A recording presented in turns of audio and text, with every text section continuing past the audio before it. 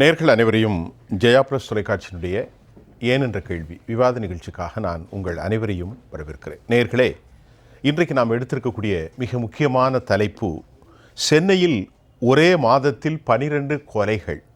இது தலைநகரமா இல்லை கொலை நகரமா? தமிழ்நாடு சமீப காலமாக ஒரு கொலை நகரமாகவும் பாலியல் வன்புணர்வு அத்துமீறல் போன்ற நிலைகளை அதிகரித்து வருவதை நாம் பார்க்கக்கூடியதாக இருக்கின்றது. அதற்கு உதாரணமாக சென்னை அண்ணா பல்கலைக்கழகத்தில் நடந்த விவகாரமும், அதே போன்று கனிம வள கொள்ளைகளில் ஈடுபட்டிருப்பதை ஆதாரத்தோடு சொன்ன புதுக்கோட்டை ஜாஃபர் சாதிக்குடைய படுகொலை, அதே போன்று கிராம நிர்வாக அதிகாரி லூர்து பிரான்சிஸ் மற்றும் அதிமுக பிரமுகர் சேலத்தில் படுகொலை, அதை போன்ற ஆம்ஸ்ட்ராங்குடைய படுகொலைகள். இதை தாண்டி இந்த கொலைகளை நாம் பார்க்கின்ற போது சென்னையில் ஒரே மாதத்தில் 12 கொலைகள். அதில் நேற்று முன்தினம் இரவு தூங்கி கொண்டிருந்த 2 ரவுடிகளை குழுக்களுக்கிடையே போட்டியின் காரணமாக சென்னையிலே படுகொலைகளை நடக்கிறது. தந்தை பிள்ளையை படுகொலை செய்கின்றான். அதை போன்று பல இடங்களிலும் கொலை இந்த 12 கொலைகளும் வித்தியாசமான ஒரு கொலை. இங்கே நாம் பேசுவது இந்த கொலைக்களமாக மாறியிருப்பதில் அரசியல் பின்னணி உள்ளவர்கள், பெண் பிள்ளைகள், பாலியல் பலாத்காரத்துக்கு உட்பட்டவர்கள், கூலி கொலையாளிகள். நேற்றைய முன்தினம் தென் மாவட்டங்களிலிருந்து இங்கே கூலிக்காக கொலை செய்பவர்களை கூட காவல்துறை பிடித்திருக்கிறது. அதே போன்று வக்பு சொத்தை, அது அரசாங்கத்தினுடைய வக்பு இடங்களை ஆக்கிரமித்த ஒரு இஸ்லாமிய நண்பர், முன்னாள் காவல்துறை திரு கருணாநிதியினுடைய முதலமைச்சராக இருக்கும்போது முதல்வருடைய பிரிவில் காவல்துறை அதிகாரியாக இருந்த ஜனாப் பிஜிலி அவர்கள் படுகொலை செய்யப்பட்டிருக்கிறார். அவர் கொல்வதற்கு முன்பு நான் கண்டிப்பாக கொல்லப்படுவேன் என்று திருநெல்வேலி ஆய்வாளர்கள் 2 பேரை நேரடியாக பெயர் சொல்லி குற்றம் சுமத்திய வீடியோ இன்றைக்கு தமிழ்நாடு முழுவதும் பெரும் பரபரப்பை ஏற்படுத்தியிருக்கிறது. இப்படி கொலைக்களமாக கொலை நகரமாக மாறியிருப்பதற்கு காரணம் என்ன? அரசினுடைய கையாலாகாத தனமா? காவல்துறையை கையில் வைத்திருக்கக்கூடிய மாநிலத்தின் முதல்வர் திரு ஸ்டாலின் செயலற்ற நிலைக்கு சென்றிருக்கிறாரா? அல்லது காவல்துறை நடவடிக்கைகளை அவதானிக்காமலும் அது குறித்து வேறு எந்த கதைத்தலும் நடக்காமல் வேறு விவகாரங்களில் தமிழ்நாடு அரசு சென்று கொண்டிருக்கிறதா? நிறைய கேள்விகள் குப்பை களனிகளிலே குவிந்திருப்பதை போன்று அரசை நோக்கி எமது கரங்கள் நீளுகின்றது விடைகளை தேடி. பேசுவோம் வாருங்கள். இந்நிகழ்ச்சியை மூடு பேசுவதற்காக நமதுரிமை காக்கும் கட்சியினுடைய நிறுவன தலைவர் தோழர் செங்கி பத்மநாபன் அவர்கள் இணைகிறார். அதை போன்று நீண்ட நாட்களுக்கு பின்பு விஓடி வாய்ஸ் ஆஃப் தமிழ்நாடுடைய நிறுவன தலைவரும் தேசிய தொலைக்காட்சிகளின் மிக முக்கிய ஆளுமையான வழக்கறிஞர் திரு ராஜசேகர் அவர்களை நான் வரவேற்கிறேன். ஐயாவாங்க. அதை போன்று எழுத்தாளர், பன்முகத்தன்மை, அரசியல் விமர்சகர் திரு குமார் அவர்களை வரவேற்கின்றேன். ஓய்வு பெற்ற காவல்துறை ஆணையாளர், மரியாதைக்குரிய உதவி ஆணையாளர் திரு ராஜாராமையா அவர்கள். முதல்ல ராஜசேகர் சார், ஒரு வாழ்த்துக்களோடு உங்களை நான் வரவேற்கிறேன். ரொம்ப நாளைக்கு அப்புறம் நம்ம அந்த அமர்வில் சந்திக்கிறோம். முதல்ல நீங்கள் சொல்லுங்கள், விஓடியினுடைய பார்வை என்ன, வாய்ஸ் ஆஃப் தமிழ்நாடுடைய? இல்லை நீங்கள் சொன்னது இந்த ஸ்டாட்டிஸ்டிக்ஸு, இந்த சம்பவங்கள்லாம் பொதுவெளியில் இருக்குது. சரி, இது இல்லை நம்ம கொலை நடக்கலை, இந்த மாதிரி பாலியல் சம்பவங்கள் நடக்கலைன்னு நான் டிஃபெண்ட் பண்ண வரல. பட் எல்லாருமே நம்ம என்ன நினைக்கிறோன்னா, இது தமிழ்நாட்டில் மட்டும்தான் நடந்து கொண்டு இருக்கிறது, வேறு எங்கேயுமே நடக்கலை அப்படின்ற ஒரு பார்வையில் தான் நம்ம இருக்கிறோம். நான் இது சரி தப்புன்னு ஜட்ஜ்மெண்ட் கொடுக்குறதுக்கு நான் வரல, டிஃபென்ஸும் எடுக்கலை. பட் இங்கே கம்பேரிட்டிவ்லி நீங்கள் சட்டம் ஒழுங்கு இந்த டேட்டாவை நீங்கள் செக் பண்ணிங்கன்னா, இந்த மாதிரி 10 மடங்கு நான் 20 மடங்கு மற்ற மாநிலங்களில், ஏன் பக்கத்து மாநிலங்களில் சம்பவங்கள் நடக்குது. நீங்கள் ஆந்திராவில் எடுத்திங்கன்னா ஒரு மருத்துவ மாணவி, ஒரு மருத்துவரையே பாலியல் வன்புணர்வு செஞ்சு எரித்து விட்டார்கள். இந்த மாதிரி பல சம்பவங்கள் நடக்குது. அதனால் இதெல்லாம் சரின்னு நான் சொல்ல இல்லை. நாம் தமிழ்நாட்டில் வாழ்கிறோம். we have a right to ask our elected prime chief minister, but how should I comparing with of neighboring? இல்லை நான் என்ன சொல்கிறேன், நீங்கள் சொல்வது மிகவும் சரி. நான் இதை முதலமைச்சர் பொறுப்பு இல்லை, இதை இல்லை இவர் தான் பொறுப்பு அப்படிலாம் கிடையாது. போர்ட்ஃபோலியோ, சட்டம் ஒழுங்கு, காவல்துறை முதலமைச்சரிடம் இருக்கின்றது. முதலமைச்சர் கண்டிப்பாக இதற்கு விளக்கம் தருவார் என்று நம்புகிறோம். ஏன்னா ஒரு விஷயமும் இட் இஸ் ப்ராசஸ். முதலமைச்சர் காவல்துறை அதிகாரிகள் தெரியும், இதெல்லாம் இந்த டேட்டாலாம் வந்து முதலமைச்சருக்கு நோட்டாக போகும், அவர் அதை எப்படி அணுகிறாரு அந்த மாதிரிலாம் இருக்குது. பட் அது வந்து அந்தந்த டிபார்ட்மெண்ட், ஃபார் எக்ஸாம்பிள் தமிழ்நாட்டில் நடக்குதுன்னா டிஜிபி இல்லை அந்தந்த டிஸ்ட்ரிக்ட் எஸ்பிஸு இல்லைனா ஜோன் ஐஜிஸு அவங்களாம் வந்து விளக்கம் கொடுப்பாங்க, பத்திரிகையாளர் சந்திப்பு நடத்துவாங்க, இது சம்பவத்தை ஆராய்வாங்க, எந்த மாதிரி நடந்துச்சு, இந்த கொலையெல்லாம் வந்து மர்டர் ஃபார் கெயினா இல்லைனா மோட்டிவா இல்லை குடும்பத்துக்குள்ளே நடந்தா சொத்து தகராறா இல்லைனா வேறு விதமான ஒரு கேஸ் டு கேஸ் நீங்கள் வந்து இந்த கொலையும் கொள்ளையும் இந்த சம்பவங்கள்லாம் அப்படி தான் பார்க்கணும். ஆனால் இது வந்து ரொம்ப ஒரு ஒரு எப்படி சொல்கிறது, ஒரு தப்பான விஷயந்தான், ஒரு தவறான சூழ்நிலை தமிழ்நாட்டில் இருப்பது அதை நான் ஏற்றுக்கொள்கிறேன். ஆனால் இதை வந்து சரி செய்ய வேண்டும். இப்போ காவல்துறையினரும் சரி, ஏன்னா நீங்கள் 8 கோடி மக்களுக்கு வந்து மொத்தமே ஒரு ரொம்ப கம்மியான 6 லட்சமோ என்ன தான் சொல்கிறாங்க மொத்தமே காவல்துறை. அந்த ஸ்டாட்டிஸ்டிக்ஸ் கரெக்டாக எனக்கு தெரியல நம்பர்ஸு. ஸோ அப்படி இருக்கும்போது எல்லாருக்கும் பாதுகாப்பு கொடுக்க முடியாது. இல்லை 1,30,000 தான் காவல்துறை. இல்லை ஐ மீன் அதான் ஒரு பணியார் 8 கோடி மக்களுக்கு அந்த மாதிரி இருக்கும்போது எப்படி இதை வந்து உடனே வந்து ஓவர் நைட்டில் தடுக்க முடியும்? அங்கங்கே ஸ்ட்ரே இன்சிடென்ட்ஸ் நடக்க தான் செய்யுது.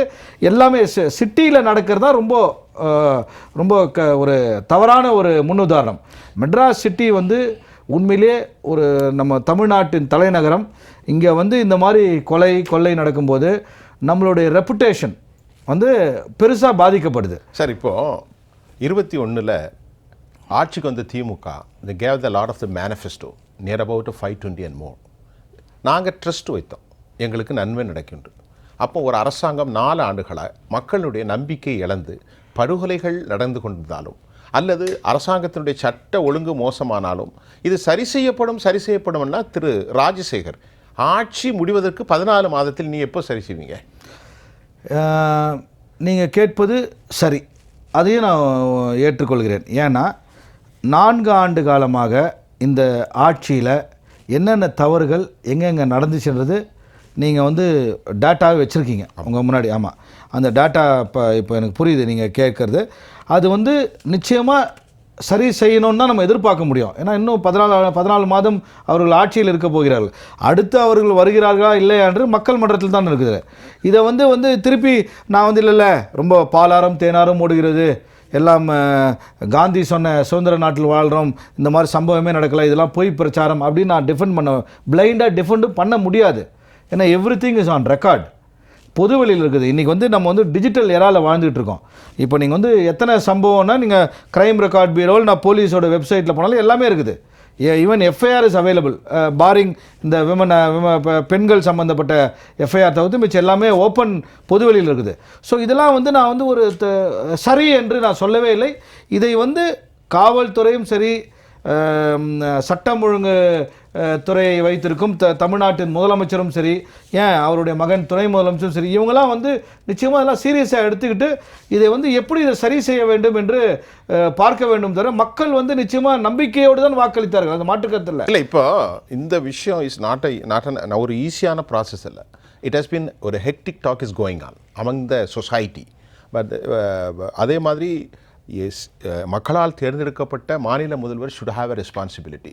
He must come and forward and clear and explain to the people. Why he did, ஏன் அவருக்கான டிஸ்க்ளோஸ் பண்ணுறதுல ரிலக்டன்ஸ் இருக்குது? இல்லை, இங்கே தான் நீங்கள் வந்து நான் இங்கே கம்பேர் பண்ண வேண்டிய கட்டத்தில் நீங்கள் தள்ளுறீங்கன்னு நான் சொல்கிறேன். எந்த மாநில முதலமைச்சரும் இந்த மாதிரி ஒரு இன்சிடெண்ட்டுக்கும் வந்து பேட்டிலாம் கொடுக்க மாட்டாங்க.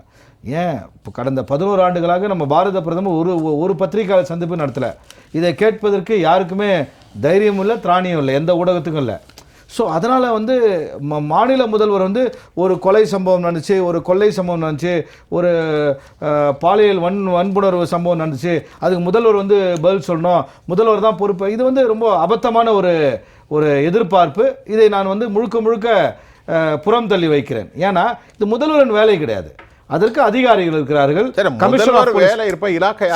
அதான் சார், அதுக்கு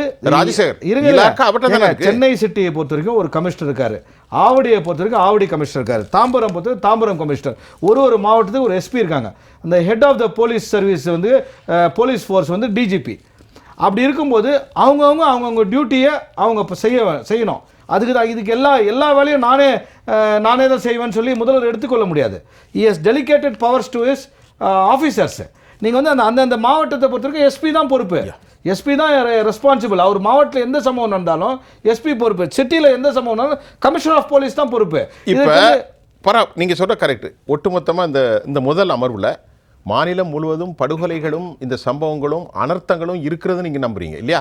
இல்ல, இது பொதுவெளியில் நான் இல்லைன்னு எப்படி சொல்ல முடியும்? பீயிங் a lawyer, அடிப்படையா ஒரு வழக்கறிஞர் இருந்துட்டு இதெல்லாம் இல்லைங்க, இதெல்லாம் பொய் நான் சொன்னேன்னு வச்சுக்கோங்க, பார்க்குறவங்க வந்து என்னை வந்து வேற ஏதாவது நினச்சிடக்கூடாது. நான் ஏற்றுக்கொள்கிறேன். கரெக்ட். பத்மநாபன் சார், நிறைய கேள்விகள் அவர் பல பேரை வந்து சுப்ரீம் கோர்ட் வரையும் கிராஸ் பண்ணார்.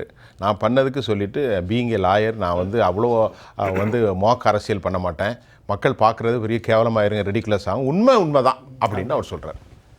VOT வாய்ஸ் ஆஃப் தமிழ்நாடுனுடைய நிறுவனர் வழக்கறிஞர் ராஜசேகர் அவர்கள் ஏறத்தாழ 30 ஆண்டு காலம் நானும் அவரும் இணைந்து காங்கிரஸ் கட்சியில் இளைஞர் காங்கிரஸ்லேருந்து ஒன்றாக பயணித்த ஒரு அனுபவம் கொண்ட ராஜசேகர் ஏன் சின்ன ஒரு தடமாற்றம் வச்சுட்டாருன்னு எனக்கு தெரியல.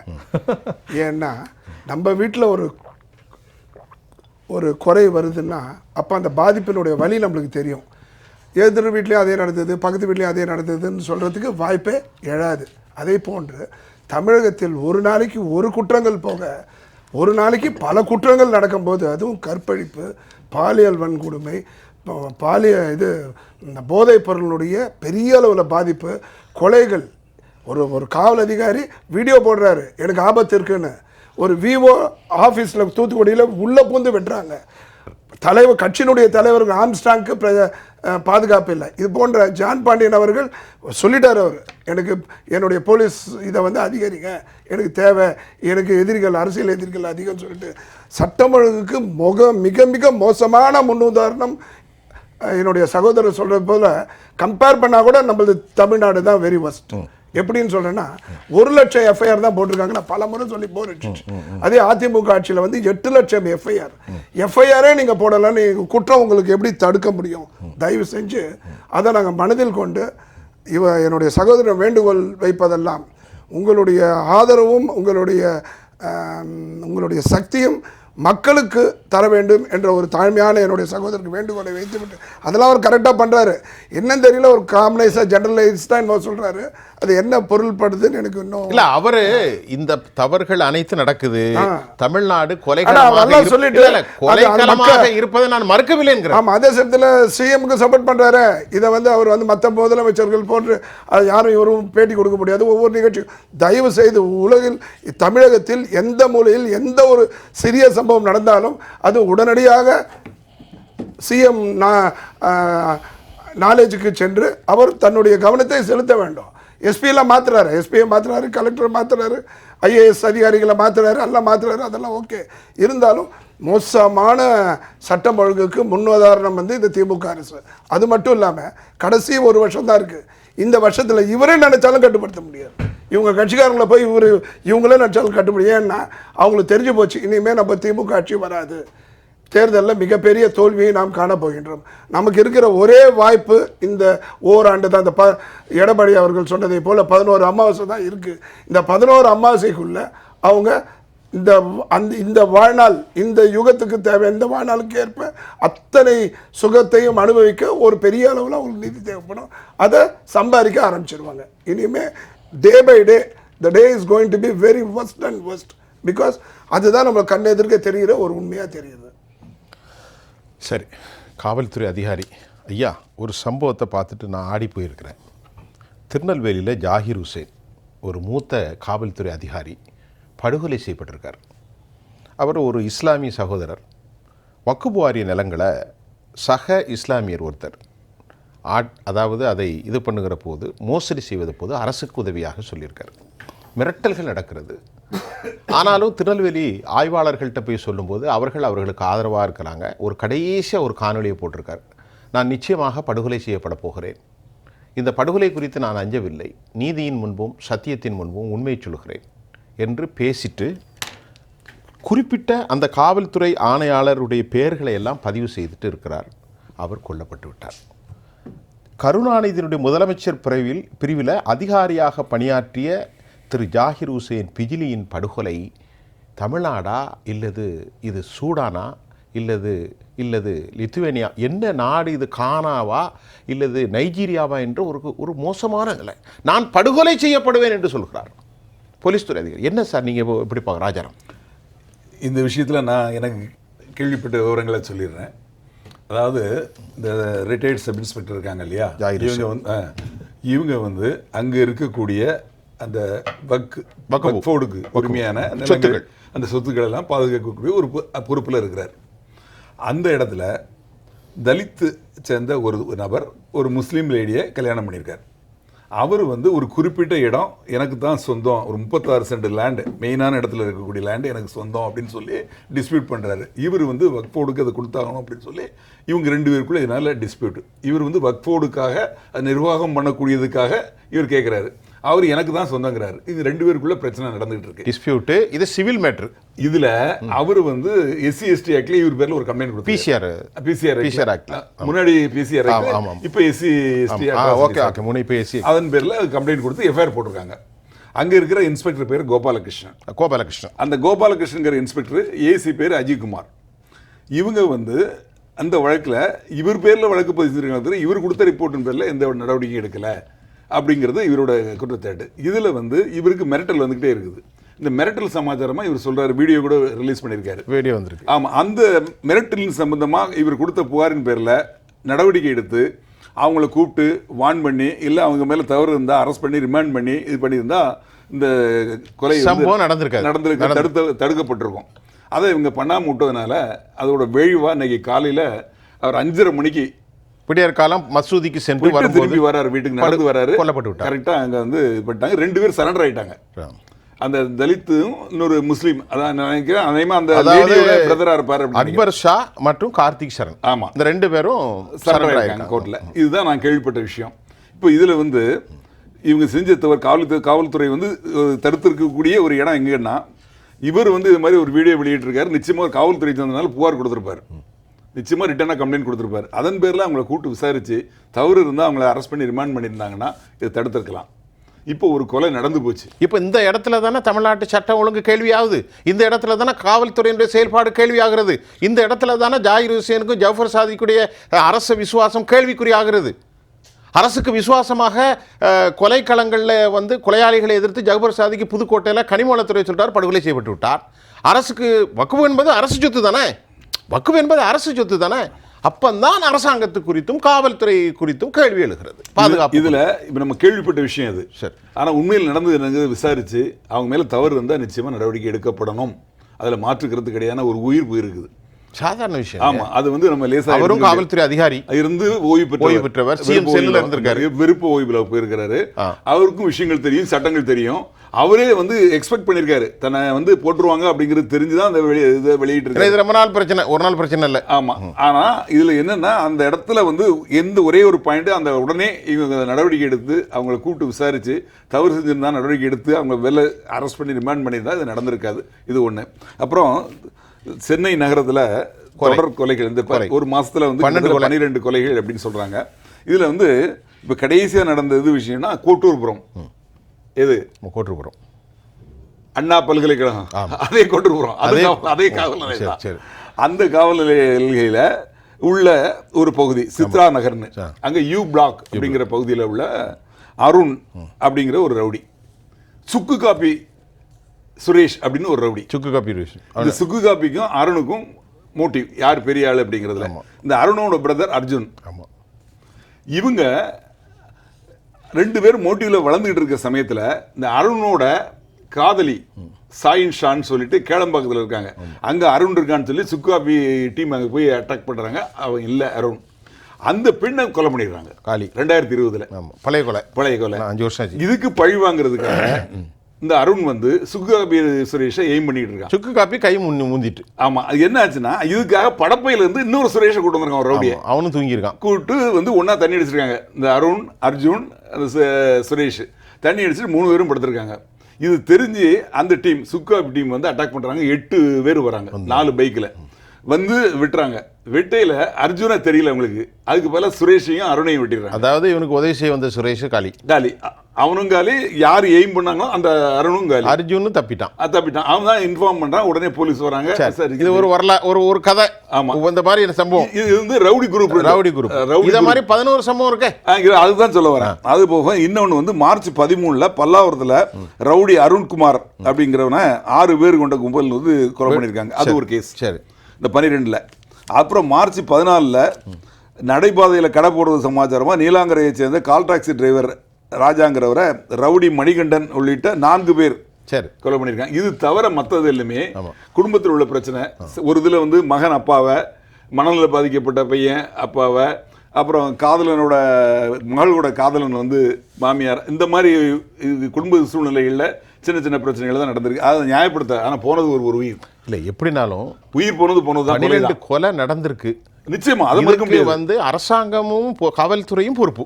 ஆமா, ஆனா இதுக்கு வந்து நமக்கு முன்னாடியே கம்ப்ளைண்ட் வந்திருந்து விசாரிச்சு இவங்க சரியான முறையில் இந்த எஸ்ஐ மேட்டர் சொன்னோம் இல்லையா, அதுல வந்து தகராறு ஏற்கனவே பிரச்சனை ரொம்ப நாள் நடந்துட்டு இருக்கு. இவருக்கு இப்போ கடைசியா வந்து இவர் வந்து வீடியோ வெளியிடக்கூடிய அளவுக்கு வந்திருக்கு. அப்போ அது தெரிஞ்சு நடந்திருக்கு. இதுக்கு இந்த குடும்பத்தில் உள்ள பிரச்சனைகள்லாம் நம்ம நாலேஜுக்கு வந்ததா வரலையா அப்படிங்கிறது தெரியாது. இப்போ ஒரு போலீஸ் துறை அதிகாரியா நான் உங்கள்கிட்ட கேட்குறேன், ஒரு காமனா இதையெல்லாம் பைண்டிங்காக ஒரு மெசேஜா, உண்மையிலேயே தமிழ்நாட்டின் சட்டம் ஒழுங்கு எப்படி இருக்கு?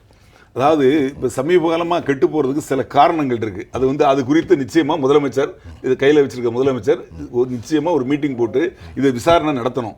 என்ன காரணம் அப்படின்னு சொல்கிறேன்னா, அதாவது ரவுடிசம் அப்படிங்கிறது வந்து பார்த்தீங்களா, இப்போ இந்த பார்த்ததில் 4 கேஸு, 2 தனித்தனி கேஸு, ஒரு இதில் டபுள் மர்டர் இது நடந்திருக்கு. இது ரவுடிகளுக்குள்ளே நடந்துட்டு இருக்கு. ஆக ரவுடிகள் வந்து கட்டுப்படுத்தப்படணும் அப்படிங்கிறது நிச்சயமாக முக்கியமான ஒரு விஷயம். இது போக போதைப்பொருள், இதுக்கு காரணம் என்ன அப்படின்னா போதைப்பொருள். அந்த போதைப்பொருள் வந்து சிறுவர்கள் வரைக்கும் பயன்படுத்தக்கூடிய ஒரு சூழ்நிலைக்கு வந்துருச்சு இன்னைக்கு. அந்த போதைப்பொருள் நடமாட்டம் கட்டுப்படுத்தப்படணும். இந்த போதைப்பொருள்னால தான் இந்த கொலை, அப்புறம் இந்த பாலியல் பலாத்காரம் எல்லாத்துக்குமே காரணம் அதாக இருக்குது. இது போக இன்னொரு விஷயம் இருக்குது. அதாவது முன்னாள் டிஜிபி நேற்று ஒரு அறிக்கை கொடுத்துருக்காங்க. யார்? சைலேந்திர பாபு சார். அதில் என்ன சொல்கிறாங்க, கடந்த ஆண்டில் ஆன்லைன் குற்றங்களில் 1600 கோடி தமிழ்நாட்டில் இழக்கப்பட்டிருக்கு. ஆனால் இந்த கடந்த ஓராண்டில் திருட்டு, கொள்ளை, இது மாதிரி வழக்குகளில் 50 கோடி தான் போயிருக்குது, லாஸ் ஆயிருக்கு. ஆனால் இதில் மட்டும் 1600 கோடி போயிருக்கு. அதில் ஒரே நபர்கிட்ட 18 கோடி போயிருக்கு அப்படிங்கிறாங்க. அப்போ இது வந்து என்ன தெரிய வருதுன்னா, இந்த சைபர் குற்றங்கள் வந்து நிச்சயமாக தடுக்கப்படணும். நடக்காமல் தடுக்கிறதுக்கு என்ன வழி, நடந்ததை கண்டுபிடிக்கிறதுக்கு என்ன வழி, அதோட கட்டமைப்பு நம்மகிட்ட இல்லை. சரி, ஆக முதலமைச்சர் வந்து இதில் கவனம் செலுத்தி நிச்சயமாக மீட்டிங் போட்டு இவங்களெல்லாம் கூப்பிட்டு இப்போ எங்கெங்கே நடந்ததோ அதில் சம்மந்தப்பட்ட அதிகாரிகளை கூப்பிட்டு விசாரித்து சரியான நடவடிக்கை எடுக்கணும் அப்படிங்கிறது என்னோட கருத்து. நீங்கள் சொல்லுங்கள் சார். குமார் சார், இப்போது நடந்த விஷயங்களை 3 பேரும் ரொம்ப டீட்டெயிலாக எக்ஸ்பிளைன் பண்ணிட்டாங்க அவங்க பார்வையில். நானும் திரும்ப அதே உள்ள இன்னும் 4 பேர் சொல்கிறதுக்கு நான் விரும்பும், ஏன்னா எல்லாம் கவர் பண்ணிட்டாங்க, அதனால் சொல்கிறதுக்கு ஒன்றும் இல்லை. பட் இந்த குற்றங்களுக்கு மூல காரணம் என்ன? பிறக்கிற ஒவ்வொரு குழந்தையும் பிறக்கும் போதே கிரிமினலாவோ கொலைகாரனாவோ பிறக்கிறது இல்லை. அது பிறக்கும்போது எல்லாருக்கும் என்ன 9 மாதத்தில் எல்லா குழந்தையும் பிறக்கிறது சூழ்நிலைகள், தாய் தகப்பன் வளர்ப்பு முறை, பள்ளி கற்கிற முறை, சுற்றுப்புற சூழல், இதில் தான் குழந்தைங்க உருவாகிறது. இது நம்மள்கிட்ட அந்த காலத்தில் நம்ம கல்வி முறைகள்லாம் அதுக்காக தான் ஒழுக்கத்தை ஆத்திச்சூடி அறஞ்செய்ய விரும்பு, கூழானாலும் குளித்து குடி, கந்தையானாலும் கசக்கி கெட்டு, பல பழமொழிகள் அதற்காக ஆளும் மேலும் பல்லுக்குருதி, 4 சொல்லுக்குருதி, இதெல்லாம் அறம் சார்ந்த விஷயங்களை அதாவது பிஞ்சு மனதில் முதல்ல விதைக்கிற பழக்கம் அந்த காலத்து கல்வி முறையில் இருந்தது. அதனால் அது அன்ஃபார்ச்சுனேட்டாக இப்போ ஆட்சி மாற்றம் வந்தது, கால மாற்றம் வந்தது, எல்லாத்தையும் மாற்றி எதெல்லாம் இருந்ததுன்னே தெரியாத மாதிரி ஆக்கிட்டாங்க. நான் படிக்கிற காலத்துலலாம் மங்க் பார்லிமெண்ட் இருந்தது. மார்க் பார்லிமெண்ட் 3:30 மணி 4 மணிக்கு எவ்ரி மந்த் லாஸ்ட் ஃப்ரைடே இருக்கும். அது அங்கேயே நடத்துவாங்க. நான் பிரைம் மினிஸ்டர் சொல்லி கொடுப்பாங்க. அது வந்து அது எல்லாத்துக்குமே ஒரு நல்லா இருக்கும், ஒரு டிசிப்ளின் வரும். இப்போ அதெல்லாம் வேண்டான்னு தூக்கிட்டாங்க. என்னைக்கு வெஸ்டர்ன் கல்ச்சர், மற்ற கல்ச்சர் என்னைக்கு உள்ளே வந்து ஆக்கிரமிப்பு பண்ணி, அந்த காலத்தில் அது எம்ஜிஆர் படத்தில் பாடின மாதிரி உடல் அழகை ஊர்மைக்க காட்டக்கூடாது, ஒரு பாட்டெல்லாம் வரும், நல்ல ரொம்ப இப்படித்தான் இருக்க வேண்டும் பொம்பளை, லேடிஸுக்கு பாடின பாட்டு, எல்லாத்துலேயும் அர்த்தத்தோடு தான் நம்ம கவிஞர்கள்லாம் அந்த பாட்டை ஃப்ரேம் பண்ணியிருக்காங்க. இன்றைக்கி எல்லாமே தலைகீழாக மாறி வெளிநாட்டில் இருக்கிற கல்ச்சர் வந்து வெளிநாட்டில் போலீஸை வந்து நானும் பார்த்துருக்கேன். ஆனால் ஒரு குற்றம் நடந்துட்டுனாக்கா போலீஸை ரோட்லேயே பார்க்க முடியாது. குற்றம் நடந்துட்டு எங்கேருந்து வருவாங்கன்னு தெரியாது. வந்து கப்புன்னு அப்படியே பிடிச்சி உடனே குப்புற படுக்க வச்சு பின்னால் விலங்கு போட்டு அட்டாக் பண்ணணும், கொலை செய்யணும், என்கவுண்டர் பண்ணணுங்கிறதெல்லாம் அவங்களுடைய நோக்கமாகவே இருக்காது. அது எப்படியாவது அவங்கள பிடிக்கணுங்கிறது இருக்கும். ஃபைனலாக முடியலைன்னா தான் அது நடக்கும். இங்கே நம்ம போலீஸ் ஆப்ரேஷன்ஸு, போலீஸ் ஹேண்டிலிங் முறை, அப்புறம் போலீஸ்னு பார்த்த உடனேயே ஒரு பயம் வரக்கூடிய சூழல்லாம் இப்போ ரொம்ப நாளாக ஒரு 30-40 வருஷமாக குற்றவாளிகள் மனதிலேருந்து சுத்தமாக தொடச்செறியப்பட்டுட்டு, இது ஒரு மெயின் காரணம். என்கிட்ட கல்யாணம், மகாத்மா காந்தியோட செக்ரட்டரி கல்யாணம் சார் என்கிட்ட, நாங்கள்லாம் அந்த காலத்தில் டெல்லியில் இருக்கும் பொழுது வயசாகி போவார், எல்லோரும் ஹலோ ஜென்டில்மேன் அப்படின்னு விஷ் பண்ணுவார் எங்களை. நாங்கள் சும்மா நிற்போம், அவங்க விஷ் பண்ணுவார், நாங்களும் விஷ் பண்ணுவோம். தனியாக போவார். அப்படிலாம் அவ்வளவு ஏன்னா அவ்வளவு தனியாக சுதந்திரமாக போகக்கூடிய அளவுக்கு போலீஸ் ஸ்ட்ராங்காக இருந்தது. போலீஸை கண்டு ஜனங்களுக்கு ஒரு பயம் இருந்தது. நல்லவங்க பயப்பட வேண்டிய அவசியம் இல்லை.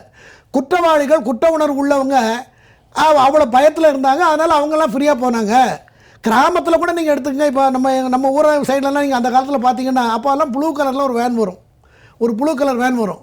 அது வந்துட்டுனாலே ஒரு கிராமத்துக்கு அந்த பக்கம் வந்துட்டாலே சொல்லிடுவாங்க. அதாவது குற்றவாளிகள்லாம் ஒரு வாரத்துக்கு ஊரில் இருக்க மாட்டான். ஒரு மாவட்டத்தை பூரா ஒரு 10-15 போலீஸ் கண்ட்ரோல் பண்ணிகிட்டு இருந்தாங்க. அப்படியெல்லாம் அப்படித்தான் அந்த துறை அப்படி தான் இருக்கணும். ஆனால் இன்றைக்கி எதுவுமே இல்லை. காரணம் என்னென்னா, மன்னன் எவ்வளியோ மக்கள் அவ்வளியே, அதுதான் கணக்கு. யாருக்கும் ஏன்னா யோக்கியமாக இருந்தால் தானே, யோக்கியத்தில் இருந்தால் பயமே வரும், மரியாதை வரும். அதாவது அரியலூரில் ரயில் விபத்து, என்ன சாஸ்திரி அங்கேருந்து ராஜினாமா பண்ணார், ரிசைன் பண்ணார். அது எவ்வளோ பெரிய மானஸ்தான், எவ்வளோ பெரிய ஒழுக்கம், எவ்வளோ பெரிய நேர்மை, எவ்வளோ பெரிய ஆனஸ்ட்டு, அதெல்லாம் இருந்தால் தானே நம்ம இன்னை வரைக்கும் பேசிகிட்டு இருக்கோம். அவர் வீடு அன்றைக்கி போய் பார்த்தாலும் அவர் வீடு அப்படியே தான் இருக்குது. அவர் பிரைம் மினிஸ்டராக இருக்கும்போது பிறந்த காலத்தில் எப்படி வீடு இருந்ததோ அப்படியே இருக்காது. ஒரு டெவலப்மெண்ட் யாரும் பண்ணலை, அப்படி இருக்குது இன்றைக்கி. அந்த மாதிரி மனிதர்கள், ஒரு முதலமைச்சர்னா அவரை தெய்வமாக மக்கள் பார்க்கணும், தொழணும், மண்டிட்டு தொழக்கூடிய அளவுக்கு அந்த முதல்வர்கிட்ட அப்படி ஒரு மரியாதை ஏற்படணும். இல்லை இப்போ அது இல்லை. இப்போ தமிழ்நாட்டு முதலமைச்சரையும் இந்த ஆட்சியும் குறித்து நீங்கள் என்ன நினைக்கிறீங்க? இப்போ நாம் பல வடிவங்களில், நம்முடைய தோழர் ராஜசேகர் பல ரூபங்களில் பல வடிவங்களில் பேசுகிறார். அவர் எப்பவும் அப்படி தான் பேசுவார். ஆனால் திமுகவுக்கு நான் ஆதரவு இல்லை, ஆனால் குற்றத்தை ஒத்துக்கொள்கிறார். அவருடைய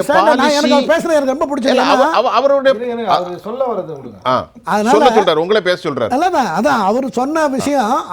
அவர் ஸ்டாண்டில் அவர் என்ன சொல்ல நினைக்கிறாரோ பப்ளிக்கு அவர் ரிப்போர்ட் பண்ணியிருக்காரு. அவர் சொல்றதை அட்மிட் பண்ணியிருக்காரு. நீங்க சொன்னதை அவர் அட்மிட் பண்ணியிருக்காரு. நான் இதில் என்ன சொல்ல வர்றேன்னா, ஃபைனலாக சொல்ல வர்றது என்னன்னா, இருக்கிறவன் ஒழுங்காக இருந்தால் தான் சிறைக்கிறவன் ஒழுங்காக சிறைப்பான்னு ஒரு கிராமத்து பழமொழி உண்டு. இமேஜை வந்து கெடுக்காமல் பார்த்துக்கணும். ஒரு சீஃப் மினிஸ்டர் ஒழுங்காக இருந்தால் டிஜிபி கையை கட்டி நிற்பார். டிஜிபி கீழே இருக்க ஐஜி, கமிஷனரு, எஸ்பி, டிசி எல்லாருமே இருப்பாங்க. ராத்திரி தூக்கம் வராது. எந்த நேரத்தில் என்ன வருமோ தெரியாது. எந்தெந்த இடம் பதட்டமான இடம், அங்கே எந்தெந்த இன்ஸ்பெக்டர் இருக்காங்க, அதை யார் போடணும், அங்கே என்னென்ன இருக்குங்கிறத சொல்லணும். அந்த எண்ணமே அவங்களுக்கு இருக்கும். அப்போ எல்லாமே உஷாராக இருக்கும். இங்கே எதுவுமே எல்லாமே மாறி போய் கிடக்குது. தமிழ்நாட்டில் கட்டமைப்பே மாறி போயிட்டு. ஆனால் அவர் ஒன்று சொன்னார், தமிழ்நாட்டில் எல்லா மாநிலத்திலும் அப்படி தான் இருக்குன்னு சொன்னார். பட் எனக்கு மற்ற மாநிலத்தில் இல்லைன்னு நான் சொல்லலை. அப்புறம் தமிழ்நாடு தான் ரொம்ப மோசமாக இருக்குங்கிறது இப்போதைக்கு நடக்கிறத பார்த்தா தினம் பேப்பரை திறந்தா 4 சம்பவங்கள் இருக்கிறது. இது வந்து ரொம்ப துரதிருஷ்டவசமானது. சட்டம் ஒழுங்கு சரியில்லை. காரணம் பாருங்க, head of the state governor வேண்டாம். பேசுவோம். ஒரு சிறிய இடைவெளிக்கு அப்புறம் நீங்க ராஜசேகர் ரிப்போர்ட்டட் கிரைம் வச்சு தான் பேசிக்கிட்டு இருக்கீங்க நம்ம விவாதமே. ஆனா அன்ரிப்போர்ட்டட் நிறைய இருக்குது. அது தெரியுமா உங்களுக்கு? அதான் பேசுவோம். அன்ரிப்போர்ட்டட் என்னன்னு உங்களுக்கு டைம் தரேன். திரு ராஜசேகர், உங்களுடைய கருத்தை வைங்க. இப்போ நம்ம 3 பேரும் பேசணும். நீங்கள் இல்லை நீங்கள் எல்லாருமே பத்திரிக்கையில் வந்தது, போலீஸ் ரெக்கார்டில் இருக்கிறது, குற்றவாளிகளை, பிடிபட்ட குற்றவாளிகள், நடந்த கொலைகள், நடந்த சம்பவங்களை பற்றி நாம் விவாதிக்கிறோம். அதுவே நீங்கள் வந்து இவ்வளோ அலாமிங்காக இருக்குது, பயங்கரமாக இருக்குதுன்னு அப்படியே பதட்டமாகி அப்படியே எனக்கே இங்கேருந்து வீட்டுக்கு எப்படி போகிறதுன்ற பயம் வரைக்கும் நீங்கள் கொண்டு வந்து பேசுகிறீங்க. Right, I agree. நான் என்னோடய கிளையண்ட்டோட அனுபவத்தை சொல்கிறேன். ஒரு வருஷத்துக்கு முன்னாடி ஒருத்தவங்க வீட்டிலேருந்து தெஃப்ட் ஆகிடுது. சரி, போய் கம்ப்ளைண்ட் கொடுக்குறாங்க. சிட்டி லிமிட்ஸ் தான். இன்றைக்கு வரைக்கும் எஃப்ஐஆர் போடல. அந்த தெஃப்ட் திருடு போன 20,000 நகையை இன்னும் காவல்துறை கண்டுபிடிக்கல. அதை எந்த துறை, எந்த காவல்துறை சொல்லலாமா? இருங்க, நான் சொல்கிறேன். இன்னொரு சம்பவம் சிட்டியில் நடக்குது. இன்னொரு சம்பவம், என்னோட கிளையண்ட்டு சென்னை சிட்டியில் என்னோட கிளையண்ட்டு 2 கோடி ரூபாய் வீடு நீலாங்கரை லிமிட்டில் வாங்குறாரு. 1,85 லட்ச ரூபா கொடுத்துட்றாரு. அந்த வயதான ஒரு மனிதர் வந்து ஒரு மாதம் டைம் கொடுங்க, பேலன்ஸ் 15 லட்ச ரூபா வாங்கிட்டேன். மீன்வெயில் என்ன பண்ண, அந்த 1 மாதத்தில் 5 லட்ச ரூபா வாங்கிடுறாரு. வாங்கிட்டு 1 வருஷமாக அந்த ரிஜிஸ்டர் பண்ணி கொடுத்துட்டு வீட்டுக்குள்ளே போக முடியல. போலீஸில் கம்ப்ளைண்ட் கொடுத்தா சிவில் மேட்டர்ன்றாங்க. அப்படியே மொத்த பணத்தையும் கொடுத்துட்டான். 10 லட்ச ரூபா டிடியே கையில் வச்சுருக்காரு. அங்கே பார்த்தா அந்த வயதான ஆளுக்கு நிறைய பேர் வந்துட்டாங்க லோக்கல்லேருந்து. எந்தெந்த கட்சின்னு நீங்களே முடிவு பண்ணிக்கோங்க, நான் அக்யூஸ் பண்ணல. இதெல்லாம் ஃபர்ஸ்ட் ஹேண்ட் என்கிட்ட இருக்க வழக்கு சொல்கிறேன் நான். ஸோ இதெல்லாம் அன்ரிப்போர்ட்டடாக நிறைய சம்பவங்கள் இருக்குது. பதிவு செய்ய முடியாத பல தமிழ்நாடு முழுவதும் அன்ரிப்போர்ட்டட் சம்பவங்கள் நிறைய இருக்குது. அப்போ நாங்கள் இருக்குது. ஆனால் இதெல்லாம் எங்கே நீதிமன்றத்துக்கு போனால் நோ கேஸ்ன்னு வரும். அவ்வளோதான். இப்போ நான் போய் தெர் இஸ் நோ கேஸ், இது ஃபால்ஸ்ன்னு சொல்லிடுவாங்க. இப்போ 1 வருஷமாக 20 சவரன் பறி கொடுத்த ஒரு ஃபேமிலி இன்னும் என் கிளையண்ட் தான். இருங்க, நம்ம பொறுமையாக இருங்க. இது 2 சம்பவம் அடையார் லிமிட்டில் தான் நடக்குது. இதை கேட்கறதுக்கு யாருமே கிடையாது, யாருமே பார்க்க முடியாது, அதிகாரிகள்லாம் பார்க்கவே முடியாது. நீங்கள் வந்து முன்னாடிலாம் கமிஷனர் மீட் பண்ணுவாருன்றாங்க, இப்போ கமிஷனர் மீட் பண்ணுறான்னு தெரியாது. இது நான் குற்றச்சாட்டில் இதெல்லாம் உங்கள் சேனல் மூலயமா போனால் எந்த வழக்குன்னு கேட்டால் நானே கூட சொல்லுவேன். எனக்கு இந்த கவர்மெண்ட்டை இதை போய் எங்கே போய் நான் சொல்கிறது? உங்கள் ஊடகத்தில் நீங்கள் கூப்பிட்டீங்க, இதை சொல்கிறேன். அந்த 2 கிளையண்ட்டுக்கு நல்லது நண்டா சரி, நான் ஃபீஸ் கூட வாங்கலை இன்னும், அதனால தைரியமாக சொல்கிறேன். ஏன்னா ஒன்றுமே செய்யாமல் நம்ம ஃபீஸ் வாங்குறது தர்மம் கிடையாது, நியாயம் கிடையாது. இல்லை, ராஜசேகர் ஒரு கேள்வி. தமிழ்நாட்டில் முதலமைச்சர் ஸ்டாலின் கீழ் இருக்கக்கூடிய ஒரு துறை, அதுவும் காவல்துறை, ஹோம் மினிஸ்ட்ரின்னு எடுத்துக்கலாம், அதில் இந்த அளவிற்கு ஒரு டிசபிலிட்டி இருந்தால் யார் sir, who will take responsibility, who protect the people? பாருங்க, முன்னாடி நான் பெருமைக்கு சொல்ல, அம்மையார் ஜெயலலிதா முதலமைச்சராக இருக்கும்போது அதிகாரிகள்லாம் ஒரு பயமும் பொறுப்போடும் நடந்து கொண்டார்கள். இப்போ ஒரு அதிகாரிக்கும் ஒரு பயமும் கிடையாது, பொறுப்பும் கிடையாது. யார் பற்றி கேட்கறது இல்லை. அது எனக்கு தெரியல, நான் போய் அதை ஒட்டு கேட்கல, இவன் கேட்குறாங்களேன்னு. பட் த வே எல்லாரும் ஒரு இன்னும் மன்னர் மாதிரி நினச்சிட்டு வாழ்ந்துட்டு இருக்காங்க. அதனால தான் இவ்வளோ பிரச்சனை. இதை எங்கே போய் ரிப்போர்ட் பண்ணாலும் நம்ம பீயிங் எ லாயர் ஒரு 25-26 வருஷம் நான் சென்னை உயர்நீதிமன்றத்தில் குற்றவியல் வழக்கறிஞராக இருக்கும்போது எனக்கே பயம் வருது. பொதுமக்களுக்கு எப்படி இருக்கும்? கண்டிப்பாக. ஸோ இதை போய் யார்கிட்ட போய் கம்ப்ளைண்ட் பண்ணுவாங்க? நான் தைரியமாகவே சொல்கிறேன். ஏன்னா 2 சம்பவமும் நேரடியாக என் கட்டுப்பாட்டில் நடந்த 2 கம்ப்ளைண்ட்டு. எனக்கு தெரிஞ்ச 2-3 இருக்கும்போது தெரியாமல் எவ்வளோ இருக்கலாம். இதெல்லாம் எங்கே ரிப்போர்ட் பண்ண சொல்கிறீங்க? யார்கிட்ட போனால் நீதி கிடைக்கும்? இப்போ கம்ப்ளைண்ட்டே எடுக்க மாட்டாங்க. மீறி சொத்து கொடுத்துட்டா, சொத்தை வாங்கிட்டா காலி பண்ண மாட்டேன். காலி பண்ணால் லோக்கல் கட்சிக்காரன் வந்துடுறான். நீ எனக்கு சொத்து 2 கோடினா எனக்கு 1 கோடி கொடுன்னு கேட்குறான். ஸோ எனக்கு என்ன நடக்குதுன்னே தெரில. இதெல்லாம் இது லேண்ட் கிராபிங் சொல்கிறதா, மிரட்டல் சொல்கிறதா, இல்லைனா எப்படி காவல்துறையில் போனால் இது சிவில் மேட்டர்னு சொல்லி விரட்டி விட்டுறாங்க. ஸோ நீங்கள் எப்படி இதை ஹேண்டில் பண்ணுவீங்க? கோர்ட்டுக்கு போனால் 25 வருஷம். அது நான் பீயிங் அ லாயர், நான் நீ வழக்கே போடலைன்னா கோர்ட்டுக்கு எப்படி போக முடியும்? சரி, நீதிமன்றத்துக்கு ஒரு வழக்கு தாக்கலான தான் நீதிமன்றத்துக்கு வரும். சரி, இப்போ லெட் அஸ் பி ஹானஸ்ட். நான் காவல்துறை அதிகாரி, நான் போய் சொல்றேன்னு நினைக்க கூடாது. ராஜசேகர் சார் ரொம்ப அழகா சொல்றாரு. அவர் அவருடைய மனசுல இருக்க grievances to share with the people of Tamil Nadu. I feel that. நீங்க எப்படி பாக்குறீங்க? கரெக்ட். சார் சொன்னது நிச்சயமா நடந்திருக்கும், நான் அதை மறுக்கல. ஏன்னு கேட்டா இது சாதாரண சிரிக்கக்கூடிய மேட்டர் இல்ல. அவங்க ஒரு அட்வொகேட், அவங்க கிட்ட கிளையண்டோட கேஸ் அது. ஸோ அவங்க போய் சொல்ல வேண்டிய அவசியம் இல்லை. அதனால அவங்க சொல்றது உண்மைதான். எனக்கு தெரிஞ்சு கமிஷன் ஆஃபீஸில் டெய்லி கமிஷனர் சார்பாக மனு வாங்குறாங்க. ஒர்க்கிங் டேஸில் ஃபுல்லாக காலையில் 10 மணிக்கு போனீங்கன்னா கமிஷனர் இல்லைன்னா அடிஷனல் கமிஷனர் நிச்சயமாக மனு வாங்குறாங்க. இந்த சம்பவத்தை குறிப்பிட்டு மனுவா எழுதி எடுத்துட்டு போய் அவங்ககிட்ட கொடுத்தா சார் சிவில் மேட்டர். சார் இதுல எப்படி சார் சிவில் மேட்டர் இருங்க? பணம் கொடுத்து வீடு வாங்கிட்டேன். நான் சொல்லிடுறேன் உங்ககிட்ட, ஒரு அதிகாரி பணம் கொடுத்து வீடு வாங்கிட்டேன் சார். சரி, நீங்க வாங்கிட்டீங்க, பணம் கொடுத்து வீடு வாங்கிட்டீங்க. 2 கோடி ரூபாய் வீடு, 1,80 லட்சம் ரூபாய். 1 மாசம் மனிதாபிமான முறையில் நீங்க விடுறீங்க.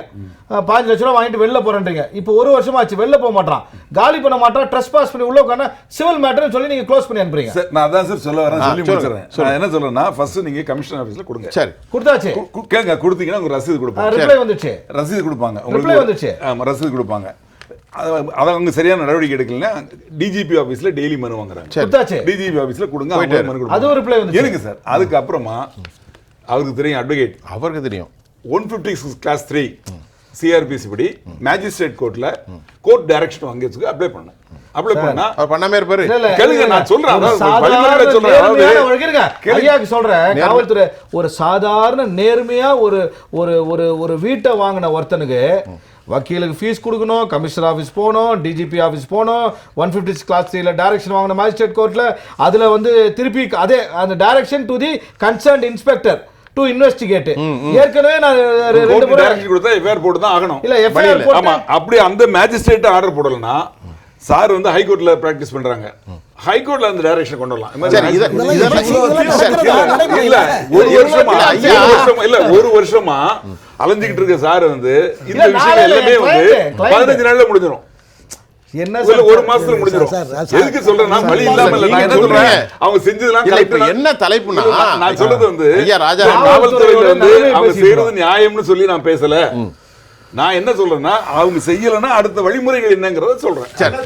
நீ சொல்லுங்க உங்களுக்கான நேரம். அதான் கள்ளச்சாராய கேஸ்ல பாதிக்கப்பட்டவங்களுக்கு 10 லட்சம் கொடுத்தாச்சு. அதே மின் ஊழியர் பாதிக்கப்பட்டிருக்காரு, அவருக்கு நிவாரணம் கிடையாது. இந்த ஆட்சி ஹைகோர்ட்டே வந்து சுப்ரீம் இதுக்கு சிபிஐக்கு ரெக்கமெண்டேஷன் பண்ணுது, அதை எதிர்த்து அரசாங்கம் போகுது. இந்த தைரியத்தை கொடுக்கறதுனால தான் கள்ளச்சாராய நிகழ்ச்சியை பற்றி மறக்க கூட இல்லை. மீண்டும் கள்ளச்சாராய கல்வராயன் மலையில் கள்ளக்குறிச்சியில் திருப்பி மீண்டும் காய்ச்ச ஆரம்பிச்சிட்டாங்க. அதில் ஒரு இடத்த வந்து காவல்துறை முடிச்சு அதை அழிச்சிருக்காங்க. இன்னும் எத்தனை இடத்துல நடக்குதோ. இந்த தைரியம் யார் கொடுக்கறது? யார் அந்த சார் மாதிரி இந்த தைரியத்தை யார் தருவது? இருங்க, காவல்துறை அதிகாரி ரொம்ப சிறப்பாக பேசினார், பாராட்டுகள். இதெல்லாம் ரைட்டு. நான் ஒரே ஒரு விஷயம் கேட்குறேன். நேர்மையாக ஒருத்தன் அவன் வீட்டிலேருந்து 20 சவரன் திருடு போயிடுச்சு, கம்ப்ளைண்ட் கொடுக்க போகிறான். இன்னைக்கு வரைக்கும் எஃப்ஐஆர் போடல. அதுக்கு நான் டிஜிபியை பார்க்கணும், கமிஷனரை பார்க்கணும், டைரக்ஷன் வாங்கணும், ஹைகோர்ட்டுக்கு போய் 482 டைரக்ஷன் வாங்கணும். எல்லாத்தையும் வாங்கிட்ட பிறகு எஃப்ஐஆர் போடுவாங்க. காவல்துறை என்னத்துக்கு இருக்கீங்க? இல்ல அவங்க எடுக்கலங்கிறது உண்மைன்னா எடுக்கலன்னா எடுக்க வைக்கணும், நடவடிக்கை எஃப்ஐஆர் போட வைக்கணும், நடவடிக்கை எடுக்க வைக்கணும். அடிப்படையா திருடு போச்சு ஒரு கம்ப்ளைண்ட் ஷேர் பண்ற முடிஞ்சா ஒரு எஃப்ஐஆர் நீங்க போடுங்க. நீங்க செய்யக்கூடிய இடத்துல நீங்க இருக்கீங்க, அட்வொகேட் உங்களுக்கு தெரியும் என்ன பண்ணணும்னு. இல்ல இதை தாண்டி பொதுவாக ஒரு கேள்வி வைக்கிறேன். இந்த ஆட்சியில் பரபரப்பை ஏற்படுத்திய கொலைகள் நிறைய. அதில் முக்கியமாக 4 கொலையை சொல்கிறேன். திருநெல்வேலி கிழக்கு மாவட்டத்தினுடைய காங்கிரஸ் தலைவர் திரு KPK ஜெயக்குமார் எரித்து கொண்டது இன்னைக்கு வரைக்கும் தெரியல. ஆம்ஸ்ட்ராங் வழக்கு இரவு 7:30 மணிக்கு மாலை இன்னைக்கு வரைக்கும் யார் என்ன வாய்வுகள் போயிட்டு இருக்கு. 3வது பசுபதி பாண்டியனுடைய ஆதரவாலான தீபக் ராஜா படுகொலை திருநெல்வேலியில் பெரிய பரபரப்பு. 4வது அதிமுகவினுடைய சேலம் மாவட்ட பொறுப்பாளர் சண்முகம் படுகொலை. இந்த மாதிரி நடக்கிறது. இதில் ஒரு 3 கொலை எடுத்துக்கிடலாம். பசுபதி ராஜாவுடைய முக்கியம், அங்கே ஏற்கனவே ரொம்ப டென்ஷனான சென்சிட்டிவ் பிளேஸ் திருநெல்வேலி சவுத்தில். அதே போன்று ஜெயக்குமாருடைய படுகொலை என்ன திசையின் வேலை நடந்துச்சு, ஆம்ஸ்ட்ராங் விஷயம், இதெல்லாம் எப்படி பார்க்க? நீங்கள் எல்லாருமே உங்களுக்கான கேள்வி தான். யார் பதில் சொல்லுங்க? என்ன கேட்குறேன் எல்லாம் அவங்க சொல்லி முடிஞ்சப்ப நான் சொல்கிறேன். சொல்லுங்க. சட்டம் ஒழுங்கு மிக மோசமான இருக்கு சார். இப்போ இந்த மணல் குவாரியில எல்லாம் எடுத்து அந்த ஜாகீர் ஜாஃபர் செத்ததுக்கு நீங்க யாரை கைது பண்ணிருக்கீங்க? லாரி டிரைவரையும் அந்த ஒப்பந்ததாரர் தானே சார், அந்த கான்ட்ராக்டர் மைன் ஓனரை தானே சார் நீங்க பிடிக்கணும். அந்த மாதிரி விட்டுடுறீங்க. பெரிய அளவில் வந்து கொலைகள் நடக்குது, கற்பழிப்பு நடக்குது. அது மட்டும் இல்லாமல் சார் சுஃபியான் சார் ரொம்ப முக்கியம், பேச்சு சுதந்திரம் இல்லை. இவங்க என்ன சொல்கிறாங்க, மத்திய அரசு எதுக்கு இருந்தாலும் ஒன்றிய அரசு அவர்கள் ஈடியை வச்சுருக்காங்க. இப்போ இவர் மேலே டாஸ்மார்க்கில் போட்டவுடனே ஈடியை வச்சு மிரட்டுறாங்க, இன்கம் டேக்ஸ் வச்சு மிரட்டுறாங்க, சிபிஐ வச்சு மிரட்டுறாங்கன்னு சொல்கிறாங்க. ஆனால் இவங்க நாமக்கல்ல ஒரு ஆசிரியர் மும்மொழி கொள்கையை ஆதரித்து அவருடைய கருத்தை அவர் பதிவு போட்டிருக்காரு யூடியூப்லேயும் ஃபேஸ்புக்லேயும் வாட்ஸ்அப்லேயும். அதுக்கோசம் அவர் கைது செய்யப்பட்டிருக்கிறார். கைது செய்யப்பட்டிருக்கின்ற அந்த ஆசிரியரை நம்பி இது பரீட்சை காலம், எவ்வளோ பேருக்கு அவர் ஆசிரியர் துணையாக இருந்து அந்த பரீட்சைக்கு உதவுறார் மாணவருக்கு. இந்த சமயத்தில் அவர் கைது செய்யப்பட வேண்டிய அவசியம் என்ன? அந்த கைது செய்யப்பட்ட நபரை ஆதரித்து அதிமுக எடப்பாடி அவர்கள் மிகப்பெரிய அளவில் பேசல என்ற ஒரு மன வருத்தம் இருக்கு. சீமானை போன்றவர்களுக்கெல்லாம் பிஜேபியினுடைய அண்ணாமலை போய் சப்போர்ட்டுக்கு போவார். பல பெண்களை நாசம் செய்து சீமானு கூட ஆதரவு போவார். ஏன் இந்த நாமக்கல் ஆசிரியருக்கு இவங்க ஆதரவாக இன்னி வரைக்கும் பேசல? கைது செய்யப்பட்டவர். அவர் என்ன தவறு செய்தார்? மும்மொழியை ஆதரித்து ஒரு பதிவு போட்டிருக்கார். இந்த மாதிரி ஒன்னார சொல்லிட்டே போகிறேன் சார். சொல்லுங்கள் இப்போ அவர் சொன்னது அதே வார்த்தையை நானும் பயன்படுத்தியிருக்கேன். திரு அண்ணாமலை ஆதரித்ததை நான் எதிர்த்து பேசியிருக்கேன். தொலைக்காட்சியில் கடந்த வாரத்தில் நான் பேசியிருக்கேன். 3-4 வீடியோ டிவியில் பேசியிருக்கேன். எனக்கு சரி தப்புன்னு பட்டதை நான் தப்புன்னு சொல்லிடுவேன். ஏன்னா எனக்கு அதில் எனக்கு யார்கிட்டையும் எந்த சகாயத்தையும் நான் எதிர்பார்க்கறது இல்லை. நம்ம பேசுகிறது மக்கள்கிட்ட, பீப்புள்கிட்ட பேசுகிறோம். நாட்டுக்கு அதில் ஏதாவது நன்மை நடக்கணுங்கிறது தான் நோக்கம். அதனால் அவர் கருத்தில் நான் உடன்படுறேன் இந்த விஷயத்தில். ஒன்று இப்போது இன்னொன்று என்னென்னா, இங்கே உண்மையை திரித்து கூறி உண்மைக்கு புறம்பானதை கட்டமைக்கிற வேலை நிறைய நடந்துட்டு இருக்கு. இந்த அரசாங்கத்துக்கு திமுகவை ஆதரிக்கிற நிறைய யூடியூபர்கள், மற்றபடி பத்திரிகையாளர்கள் வர்ற ஒரு உதாரணத்துக்கு ஒன்று சொல்கிறேன். இந்த 3ஆம் தேதி, இந்த மார்ச் 3ஆம் தேதி நியா நானா ப்ரோக்ராமில் என்னை கூப்பிட்டுருந்தாங்க. அந்த அதான் இப்போ டிஸ்பியூட்டில் ஓடின்னு இருக்கு, அதை நிறுத்தி வச்சிருக்கிறதுல நான் என்ன முதல்ல கூப்பிட்டுருந்தாங்க.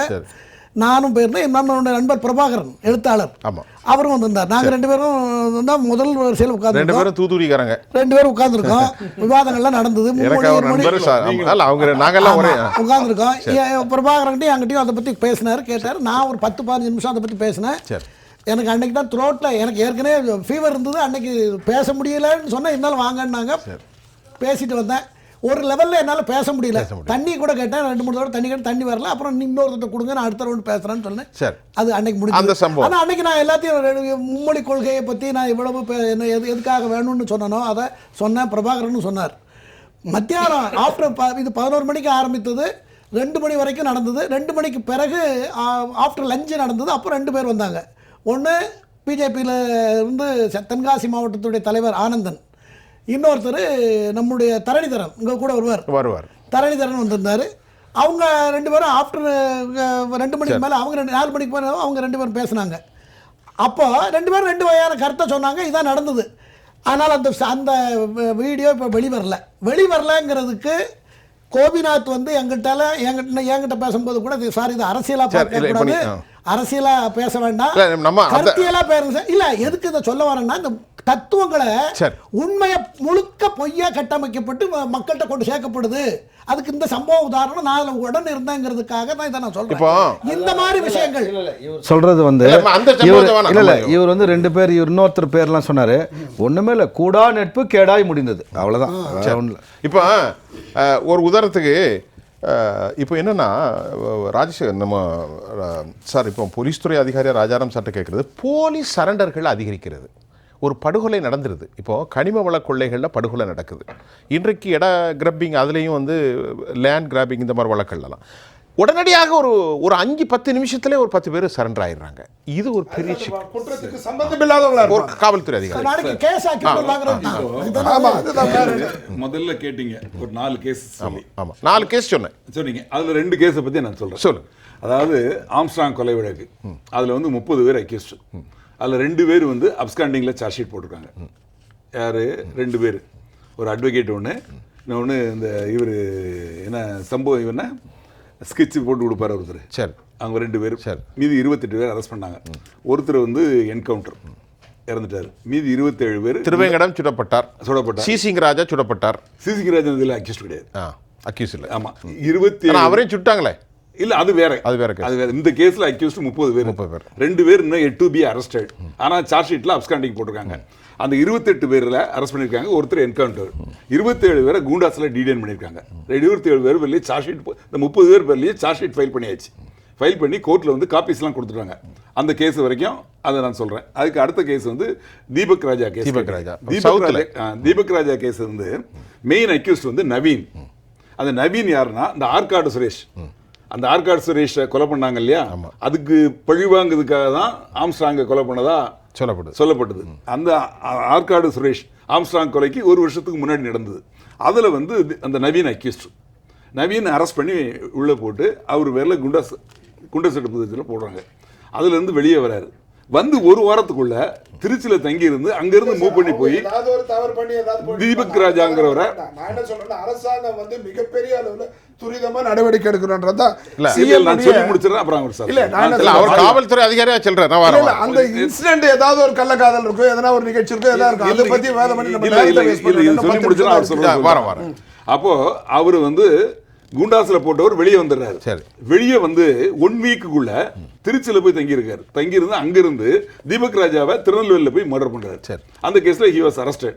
நீங்க அந்த சம்பவத்தை சொல்றீங்க. அந்த சம்பவத்தில் உள்ள எல்லா அக்யூஸ்டுமே அரெஸ்ட் பண்ணி அவங்க மேல சார்ஜ் ஷீட் போட்டாங்க. இந்த 2 வழக்குகளும் எனக்கு தெரியும். அதை பத்தி சொல்லிட்டு 3வது ஒரு கேள்வி கேட்டீங்க இப்போ புதுசா, அது என்னன்னு சொல்லுங்க சார். இல்ல 3வது கேள்வி கேட்டது வந்து இப்போ கேட்டீங்க கடைசியா, அது சேலத்துல ஒரு அது அந்த கேஸ் இல்ல இப்போ கடைசியா என்கிட்ட ஒவ்வொரு குற்றத்துக்கும் ஒரு பின்னணி இல்ல இப்போ ஒரு இல்ல இப்ப நம்ம என்ன கேக்குறோம், போலி அக்யூஸ்ட் போலி சரண்டர் ஆகுது, உடனடியாக போய் சரண்டர் ஆயிடுறாங்க. அது என்ன நடக்குது அப்படின்னா, இப்போ சார் சொன்னாங்கல்ல 2 கோடி ரூபாய் டிஸ்பியூட் இல்ல 5 கோடி ரூபாய் லேண்ட் டிஸ்பியூட் அப்படின்னா, ஒருத்தன் வந்து ஸ்ட்ராங்கா இருக்கான், காலி பண்ண மாட்டேன் இல்லைன்னா அந்த இடத்த ஆக்கிரமிக்கிறேன் அப்படிங்கிற மாதிரி ஒரு இதில் இருக்கான். ஆப்போசிட்ல இருக்கிறவங்க உண்மையிலே நியாயமானவங்களா இருக்காங்க. இவங்களால அவனை எதிர்த்து போராட முடியாது.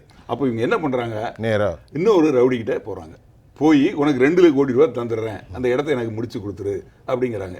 அவன் தான் ஆளை வச்சு அவங்கள மிரட்டி பார்க்குறான். மிரட்ட முடியல அப்படின்னா அடுத்த ஸ்டெப்பு இந்த மாதிரி மர்டர். அந்த மர்டர் எப்படி நடக்குங்கிறத நான் கேள்விப்பட்ட வரைக்கும் நான் சொல்றேன். சரி, யாரை அப்ரோச் பண்றாங்களோ அந்த ஏ அப்படின்னு வச்சுங்க, அந்த ஏ அப்ரோச் பண்ணா ஏ என்ன பண்றான், அவனுக்கு கீழே 4 பேர் இருப்பாங்க. அதாவது அடுத்த செகண்ட் லெப்டினன்ட் அவங்க கிட்ட சொல்ல மாட்டான். அந்த 4 பேர் இல்லாம அதுக்கு அடுத்த கீழே இருக்கவனை கூட்டுவோம். கடைசியில் உள்ளவன கடைசியில் அடுத்த ஆளை கூப்பிட்டு இந்த மாதிரி ஒரு சம்பவம் இது மாதிரி பண்ண வேண்டியிருக்கு அப்படிமா. அவன் என்ன பண்ணுவான்னா, லோக்கல் ரவுடி ஒருத்தன் இருப்பாங்க, அவன் ஒரு 4-5 சின்ன ரவுடிகளை வச்சு அங்க ஏதாவது பண்ணிட்டு இருப்பான். அவனுக்கு இன்ஃபார்ம் பண்ணுவான். இந்த ஏக்கும் யார் அங்க போய் இப்போ கடைசியா இருக்க லோக்கல் ரவுடிக்கு எந்த தொடர்பும் கிடையாது. யாரை இவங்க செய்ய போறாங்களோ அவங்களுக்கும் தொடர்பு கிடையாது. அவன் வந்து அந்த 10 பேரை ரெடி பண்ணி வச்சிருப்பான். ரெடி பண்ணி ஒரு இடத்துல தங்க வச்சு அந்த சாப்பாடை போட்டு எல்லாம் பண்ணிட்டு இருப்பான். பண்ணி அங்க போய் பண்றதுல 5 பேரை மட்டும் அனுப்புவான். 5 பேர் போய் பண்ணுவான். இன்னும் 5 பேர் இருக்கான்ல, அவன் போய் சரண்டர் ஆவான். கண்டிப்பா அதான் இது நடக்குது. இதுல வந்து அந்த பணம் வந்து அவன் 1 கோடி வாங்குறான்னு வைங்க, அந்த ஏ அதுல கடைசியில போய் சேர்றவனுக்கு 1 லட்ச ரூபாய் சேர்றான். அவனுக்கு கேஸ்ல போய் ஆஜராகிறான, இந்த கேஸை அவங்க நடத்துவாங்க. ஆக எல்லாமே அந்த 1 கோடி உள்ளே முடிஞ்சு போகுது. இதுதான் நடக்குது. இதுக்கு நல்ல முக்கியமான காரணம் இல்லை. இதையெல்லாம் சரியா சர்ச் பண்ண வேண்டியது ஃபைண்ட் அவுட் பண்ண வேண்டியது வேலை அரசினுடைய வேலை. ஆமா, அது வந்து அதுக்கு தான் சொல்றேன், எங்க தவறு இருக்குங்கிறத நிச்சயமா அவர் கண்டுபிடிச்சு அதை வந்து நடக்காத அளவுக்கு தடுக்கணும். உங்களுடைய காவல்துறையினுடைய நிர்வாகத்தை பத்தி பேசுங்க. ஒட்டுமொத்த இந்த அரசனுடைய நிர்வாகமே ஸ்தம்பிச்சு போயிருக்கு. சிஎம் சம்பந்தமா ஒரு மாடுபிடி நடக்குது. அந்த மாடுபிடி வீரன் இறந்துடுறான். அவனுக்கு நிவாரணம் கிடையாது. ஆனா கண்ட இதுக்கு நிவாரணம் 2064 கோடி அபராதம் போடுறாங்க. ஒரு யார் தலையிடுன்னு தெரியல, அது 14 கோடியா மாறுது. 27 கோடி அபராதம் சார், அது வந்து 1 கோடி அபராதமா மாறுது. நேற்று நாங்க பேசணும், திருநெல்வேலி கனிம வள கொள்ளையில ஜெகநாதன் சொல்லி ஒரு ஐஏஎஸ் அதிகாரியை நிர்மல் ராஜ்ங்கிறத நீக்கிட்டு போட்டாங்க. 262 கோடியை 14 கோடியா மாத்தி இன்ஸ்டால்மெண்ட் பேஸ்ல நடக்குது. இதே ஒரு எஃப்ஐஆர், ஒரு ஹெல்மெட் இல்ல ஒரு கேஸ், ஒரு 1000 ரூபாய் கேஸ், இல்ல லைசன்ஸ் இல்ல ஒரு 10,000 ரூபாய் கேஸ், அவனுக்கு ஒரு 5000 ரூபாய் டிஸ்கவுண்ட் கொடுக்க சொல்லுங்க, ஒரு 200 ரூபாய் டிஸ்கவுண்ட் கொடுக்க சொல்லுங்க, ஒரு 2000 ரூபாய் கம்மி பண்ண சொல்லுங்க. முடியாது. இவ்வளவு பெரிய ஊழலுக்கு யார் சார் பொறுப்பு? அப்பாவு சாரும் பேசல, துரைமுருகனும் பேசல. இப்போ அந்த ஒரு அறப்போர் இயக்கம்னு ஒன்று இருக்குது.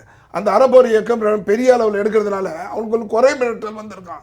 திருநெல்வேலிக்கு உங்கள் ஆளுங்க வந்தாங்கன்னா உங்களுக்கு இருக்குது, நாங்கள் பேச மாட்டோம், எங்களுடைய டாராஸ் தான் பேசுவோம். டாரஸ் வண்டி தான். நேற்றுக்கு தோழர் ராதாகிருஷ்ணன் அதை இங்கே பதிவு செஞ்சார். எந்த அளவுக்கு நீங்கள் வந்து குற்றத்தினுடைய அது போட்டோம் சார். விவசாயத்துக்கு 3 ஆண்டுகள் காப்பீடு கட்டலைங்க. இதெல்லாம் என்ன ஏற்றுக்க முடியுமா? அதை விட ரத்த கண்ணீர் என்ன தெரியுங்களா? தக்காளி விலை கிடைக்கலன்னு சொல்லிட்டு, காலிஃப்ளவர் விலை கிடைக்கலன்னு சொல்லிட்டு அந்த விவசாயி அந்த விளைந்த நிலத்திலேயே டிராக்டர் வச்சு உழறாரு. குறைஞ்சபட்சம் அந்த தக்காளி இவ்வளவு அழிவுக்கு குறைந்தபட்ச ஆதார விலை கொடுத்துருந்தாங்கன்னா ஒரு ஏழை வயிற்றுக்கு போயிருக்கோம் இல்லையா? இதெல்லாம் நீங்க கண்டுக்காம நீங்க அப்படியே தள்ளிட்டே போனீங்கன்னா, இதுக்கெல்லாம் ஒன்னே ஒன்று காரணம் சார். 3% வெற்றி பெற்ற திமுக பெரிய கொண்டாடுறாங்க. அந்த உண்மையை நீங்க மக்கள் இடத்துல அதிமுக எடுத்து செல்லணும். 2 வாக்குறுதி, பொய்யான வாக்குறுதி.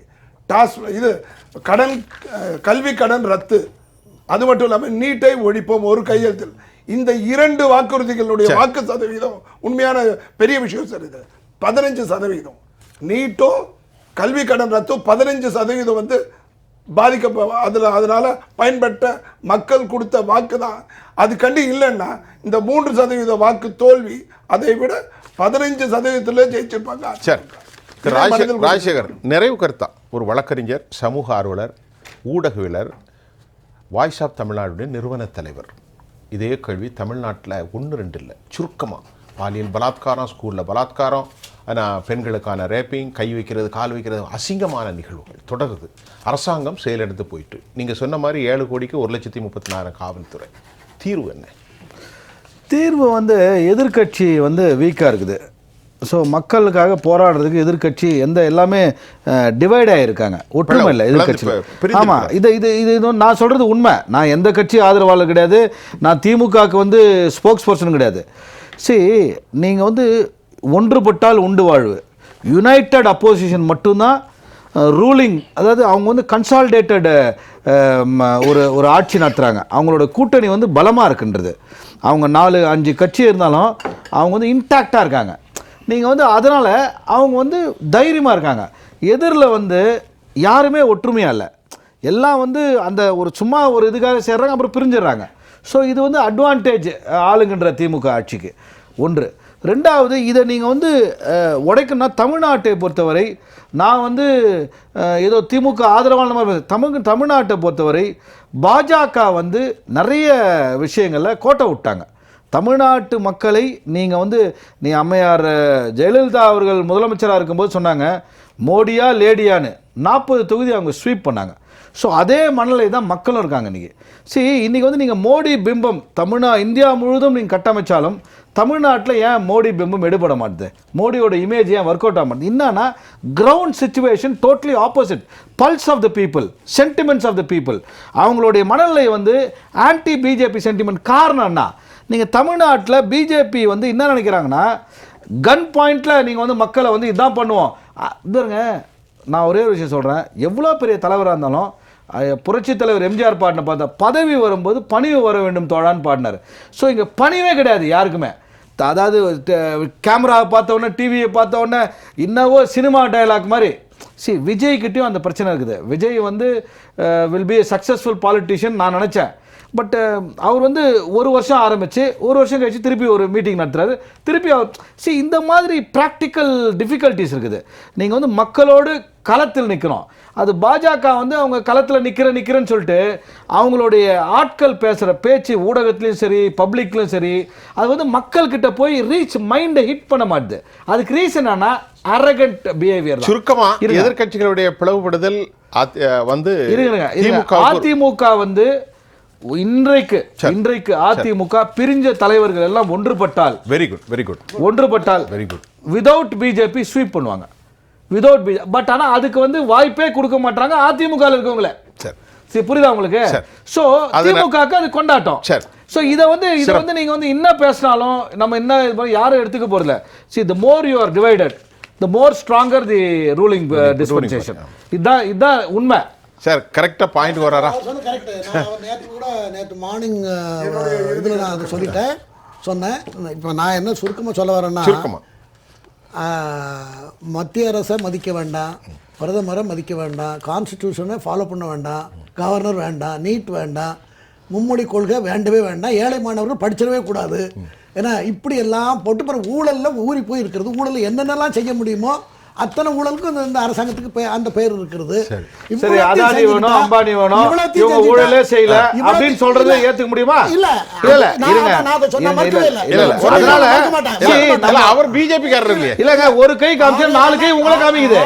So what you breach you should practice. அது இல்லையே. நான் யார் ஊழல் செஞ்சாலும் நான் கேட்க தயாரா இருக்கேன். நான் பதிவு பண்றேன். சொல்லுங்க. இவ்வளவு இருக்கிறதுனால ஒரு அரசாங்கம் மொத்தமா நாறிக்கிட்டு இருக்கு மக்கள்கிட்ட. அதுல கிரிமினல் கொண்டாட்டமா இருக்கிறது.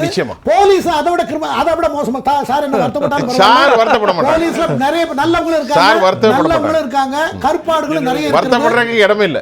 அவங்களுடைய போலீஸ் உத்தரவை முறையா செய்தால் அதுல இருக்கிற சந்தோஷம் வேற எதுவும் இருக்காது. 30 செகண்ட். அந்த நிலைய இல்லாத எல்லா துறையிலும் கருப்பாடு இருக்காங்க. பிரச்சனை அப்படிங்கிறது வந்து சட்டம் ஒழுங்கு பிரச்சனை, இவ்வளவு கொலைகள் நடக்குது, பிரச்சனைகள் இருக்குங்கிறத நிச்சயமா ஒரு ஆய்வுக்கு உட்படுத்தணும்.